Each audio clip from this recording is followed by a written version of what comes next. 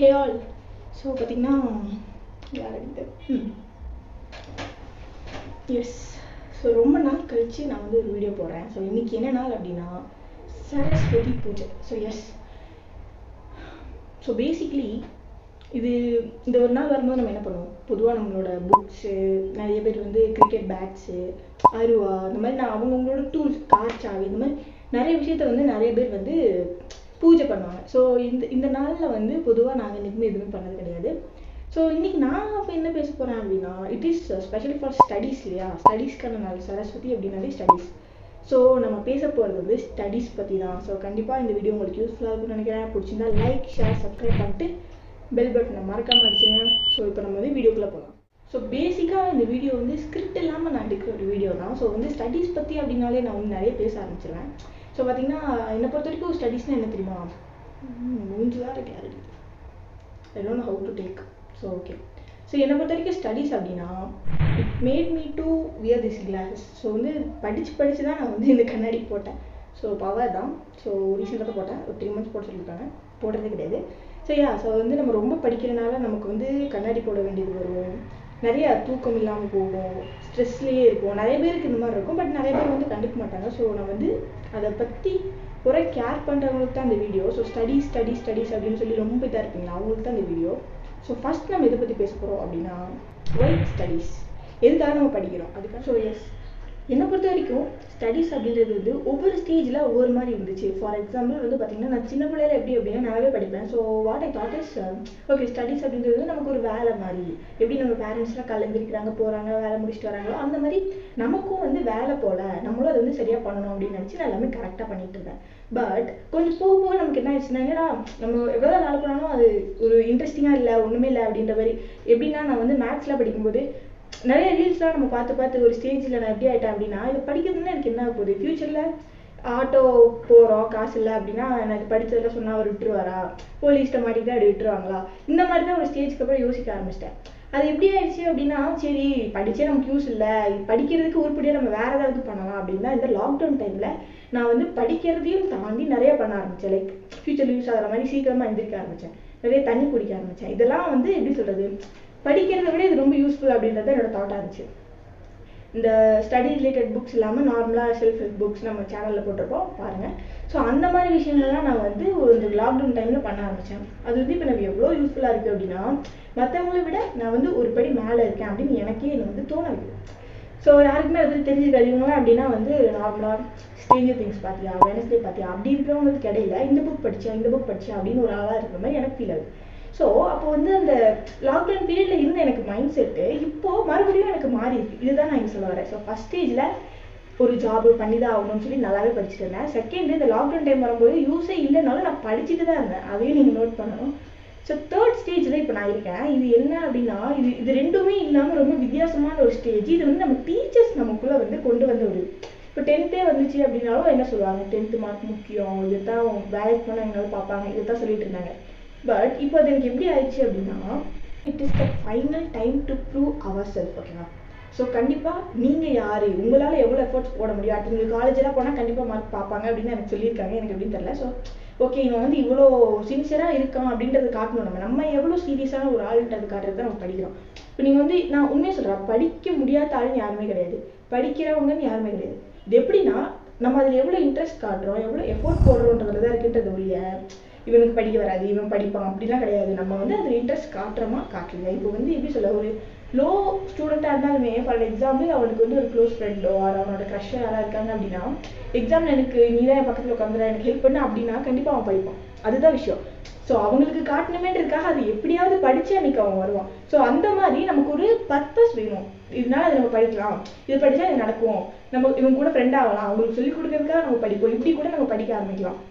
So நமக்கு அந்த Y அப்படின்ற கொஸ்டினுக்கு கரெக்டான ஆன்சர் இருந்தால் கண்டிப்பாக நம்மளோட ஆக்ஷன்ஸும் கரெக்டாக இருக்கும். ஸோ நமக்கு வந்து லைக் படிக்கிறதுனால என்ன ஆக போகுது அப்படின்ற மைண்ட் செட்டை நீங்கள் மாற்றணும் அப்படின்னா ஏதாவது ஒரு பர்பஸ். இப்போ நீங்கள் வந்து நல்லா படித்து நல்லா மார்க் எடுத்தால் தான் நல்ல காலேஜ் போகும், நல்ல காலேஜ் போனால் தான் நல்லா படித்து நல்ல வேலைக்கு போக முடியும், நல்ல வேலைக்கு போனால் தான் காசு கிடைக்கும், அந்த காசை சேர்த்து வச்சாதான் அவங்களுக்கு பிடிச்ச காரோ பைக்கோ வீடோ வாட் எவர் ஒரு ஃபோனோ, நான் வந்து என்னோட டார்கெட்டே வந்து ஒரு BMW வாங்கிடணும் அப்படின்னு அதுக்காக நான் வந்து இப்போ படிக்கிறேன்னு கூட சொல்லுவேன். ஸோ நம்மளாம் இந்த மாதிரி ஏதாவது ஒன்று வச்சுருந்து இப்போ நான் வந்து BMW வாங்கலை. பட் இப்போ நான் ஒரு ஸ்டேஜுக்கு அப்புறம் நான் ஃபீல் பண்ணேன் அன்றைக்கே படிச்சுன்னா BMW வாங்கி அப்படி நான் தோணிடக்கூடாதுன்றதுக்காக படிக்கணும் அப்படி இருக்கேன் நான். சரியா வாய்ஸ் ரெக்கார்டிங் தான் தெரியல, பட் தான் இன்குவாலிட்டி. ஓகேவா? ஸோ அந்த மாதிரி நமக்கு ஒரு பர்பஸ் செட் பண்ணிவிட்டு அதை நோக்கி ஓடணும். இனி 1 or 2 போதும்.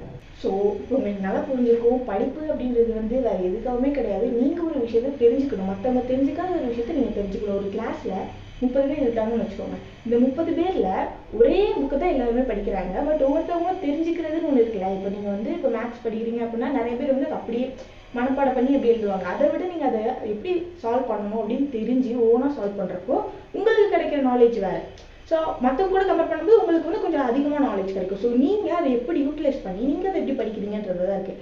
அதனால தான் சொல்கிறேன், மைண்ட் செட்டை மாற்றிக்கோங்க. படிப்புன்றது ரொம்பவே முக்கியம். யார்கிட்ட கேட்டாலுமே அப்படி தான் சொல்லுவாங்க மோஸ்ட்டாக. பட் நிறைய பேர் இருக்காங்க வேணாம் அப்படி இப்படி என்னமோ சொல்லுவாங்க, அதெல்லாம் நீங்கள் கேட்காதீங்க. ஸோ வந்து எனக்கு 12th வந்துட்டேன், இப்போ புரிஞ்சதே எனக்கு பெரிய விஷயம். நீங்கள் வந்து நிறைய பேர் இருக்காங்க வேலையெல்லாம் போகும்போது சரி நம்ம அப்பயே படிச்சிருக்கலாம் அப்படி யோசிக்கிறாங்க. ஸோ அந்த மாதிரி நீங்கள் இருக்கக்கூடாதுன்றதுக்காக நான் அது மெயினாக சொல்கிறேன். ஸோ வந்து அஃப்கோர்ஸ் 12th தான் நம்ம மெயினாக படிக்கணும். நீங்கள் இத்தனை வருஷம் விட்டதெல்லாம் மறந்துடுங்க. So now 12th. ஸோ கண்டிப்பாக படித்து ஓரளவுக்கு டார்கெட் பண்ணி முடிஞ்ச அளவுக்கு பெஸ்ட் மார்க்கை வாங்குங்க.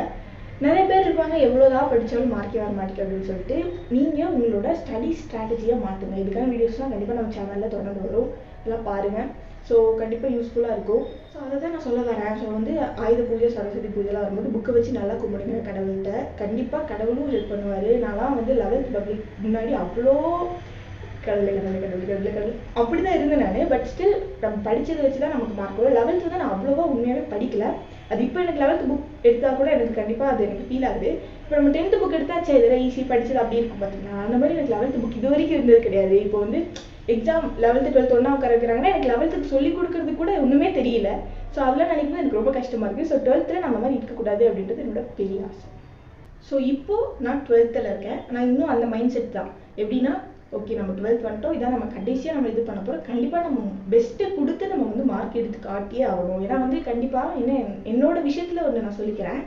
என்ன அப்படின்னா வந்து நான் வந்து கேரளா தான். ஸோ வந்து இப்போது 11th 12th இங்கே எனக்கு பெஸ்ட் ஸ்கூல் இல்லை அப்படின்னு சொல்லி, அதாவது கேரளாவில் இல்லைன்னு கிடையாது, என்னோட வீட்டுக்கிட்ட இல்லை, என்னால் முடியலை, இங்கே போக முடியல, எனக்கு கம்ஃபர்டபுளாக இல்லைன்றதுக்காக நான் வந்து உடுமலையில், அதாவது இப்போ நாங்கள் இருக்கிறது வந்து இடுக்கியில் மறையூர். ஸோ மறையூர் டு உடுமலை அங்கே வந்து ஒரு 2 hours travel தான். பட் வந்து அங்கே ஒரு வீடு வாடகைக்கு எடுத்து அங்கேருந்து 2 years நான் படிச்சுட்டு இருக்கேன். ஸோ எனக்கு அதெல்லாம் பார்க்குறப்போ என்னோட ஃபேமிலி எப்படின்னா படிக்கிறதுக்காக போகணுமா ஹாஸ்டல் லெவலில் அந்த மாதிரி பேசுவாங்க. ஸோ அப்படி பார்க்குறப்போ ஐம் லைக் ஓகே அப்போ நம்ம படிக்கணும் யா, அதாவது இப்போ லீவுக்கே நான் வந்தாலுமே எல்லாம் கேட்பாங்க ஓ படிக்கிறதுக்காக நம்ம போய் அப்படி கேட்கும்போது அதுக்காக நம்ம படிக்கணுமே அந்த ஒரு தாட் என் மைண்டில் இருக்குது. அதே மாதிரி நம்ம படித்தாதான் எல்லாமே இனி நடக்கும் அப்படின்ற ஒரு விஷயமும் நம்ம மைண்டில் ஓடணும். ஸோ நம்மளாம் நமக்கு ஒரு ரெஸ்பான்சிபிலிட்டி எடுத்துக்கணும். ஏன்னா நிறைய பேர் வீட்டில் வந்து ரெஸ்பான்சிபிலிட்டி எடுக்க சொல்ல மாட்டாங்க. நீ படித்தா படி இல்லாட்டி நான் பார்த்து அந்த மாதிரி இருப்பாங்க. பட் நம்ம அந்த மாதிரி இருக்கக்கூடாது, இது நம்ம லைஃப். ஸோ நம்ம எப்படி இருக்கணும் அப்படின்னா படிக்கணும். இந்த ஒரு வருஷம் தான் நம்ம படிக்க போகிறோம். இது மெயினாக 12th ஸ்டூடெண்ட்ஸ்க்கு தான். ஸோ நம்மளுக்காக தான் நம்ம படிக்கிறோம். ஸோ கன்ஃபார்ம் நம்ம படித்தாகணும். இந்த மாதிரி நிறைய விஷயம் நான் பேசினா கொஞ்சம் காமெடியாக இருக்கும். சரியா? ஸோ ஃபைனலி படிப்பு அப்படின்னா என்ன? ஸோ இப்போ நான் சொன்னது 3மே கிடையாது. எப்படின்னா வந்து இது நமக்கு ஒரு வேலையும் கிடையாது, இது வந்து வேஸ்ட் ஆஃப் டைம் சுத்தமாக கிடையாது. அதே மாதிரி நான் சொன்ன ப்ரூவ் பண்ணுறதுக்கானதும் கிடையாது. It's something what we learn. நம்ம என்ன கற்றுக்குறோம். இப்போது கண்டிப்பாக சொல்கிறேன், இப்போ நீங்கள் வந்து கெமிஸ்ட்ரி எடுத்தாலும் சரி, ஃபிசிக்ஸ் எடுத்தாலும் சரி, இதை வந்து வேலை இல்லாமல் யாரும் உட்காந்து கண்டுபிடிக்கல. நியூட்டனாக இருக்கட்டும், யார் வேணா இருக்கட்டும், நம்ம வந்து வேலை இல்லாமல் கண்டிப்பாக எதுவுமே கண்டுபிடிக்க கிடையாது. இது கண்டிப்பாக இருக்கிறதுனால தான் நம்ம லைஃப் இப்போ இப்படி இருக்குது. அதை நம்மளும் தெரிஞ்சுக்கணும். ஸோ 10th வந்ததுக்கப்புறம் எப்படி படிச்சிருப்போம் அப்படின்னா ஓகே இப்போ நம்ம நல்ல மார்க் எடுத்தால் தான் அடுத்து +1 +2 நல்ல ஸ்கூலில் போக முடியும், மற்றவங்க மாதிரி கஷ்டப்படாமல் மார்க் வச்சு ஈஸியாக போக முடியுன்றதை வச்சு தான் நான் வந்து 10th படித்தேன். ஆனால் அப்பயுமே எனக்கு அந்த ஒரு மைண்ட் செட் இருந்துச்சு, இதை படிக்கிறதுனால எனக்கு எந்த யூஸும் இல்லை ஃபியூச்சரில், இதெல்லாம் எனக்கு கேட்கவா போகிறாங்க. ஏன்னா நான் படிக்கும்போது வந்து என் சுற்றி எங்கள் அம்மாவோ அண்ணாவோ இருந்தாங்கன்னா நான் கேட்பேன் இதெல்லாம் என்னன்னு தெரியுமா, நீங்களும் இவ்வளோ படிச்சிங்களா அப்படிங்கிறது உங்களுக்கு சுத்தமாக ஞாபகம் இருக்காது. அப்போ எனக்கு எப்படி இருக்குன்னா அப்போ நான் மட்டும் ஏன் அதை படிக்கணும், உங்களுக்கு அது தேவையில்லைல்ல. இப்போ நான் வந்து அவங்கள்ட்ட கேட்பேன், இப்போ தமிழே படித்தாலும் கூட அதில் யார் யார் எங்கெங்கே பிறந்தாங்கன்னா நம்ம படிச்சுக்கலாம் அப்படின்னா நான் அவங்கள்ட்ட கேட்பேன். ஸோ அந்த மாதிரி ஒரு ஸ்டேஜ்க்கு அப்புறம் எனக்கு வந்து இன்ட்ரெஸ்ட்டே இல்லாமல் போயிடுச்சு 10th முடிக்கும்போது. அதே மாதிரி என்னாச்சுன்னா 10th நான் வந்து ஒரு ஆவரேஜான மார்க் தான் எடுத்திருந்தேன். பட் என்னன்னா என்னை விட கம்மியாக மார்க் எடுத்தவங்களுமே ஈஸியாக நான் படித்த ஸ்கூல்லேயே வந்து சேர்ந்துட்டாங்க. ஸோ எனக்கு வந்து நான் எடுத்த மார்க்கோட அவங்க ஒரு 100 மார்க்ஸ் கம்மியாக தான் இருந்தாங்க. பட் 2 பேருமே ஒரே ஸ்கூலில் ஒரே மாதிரி தான் படிக்கிறோம், அதே ஸ்டேஜில் தான் இருக்குது, அவங்களும் கஷ்டப்படாம தான் வந்தாங்க. ஸோ அந்த மாதிரி எனக்கு பார்க்குறப்போ நம்மளும் அவ்வளோவே எடுத்துகிட்டு போகலாமே, நம்ம எவ்வளோ எடுக்கணும் அப்படி தான் இருந்துச்சு. பட் ஒரு ஸ்டேஜ்க்கு அப்புறம் எப்படி எல்லாரும் கேட்பாங்க எவ்வளோ மார்க் நான் வந்து 480 அப்படி சொல்லும்போது 480 அப்படி. பட் இவங்க சொல்லும்போது வந்து அது கொஞ்சம் கம்மியாக ஃபீல் ஆகல. ஸோ மற்றவங்கள்ட்ட சொல்றதுக்காக தான் நம்ம படிக்கணும் போல அப்படின்னு ஒரு ஸ்டேஜில் 11th ஃபுல்லாக படித்தேன்.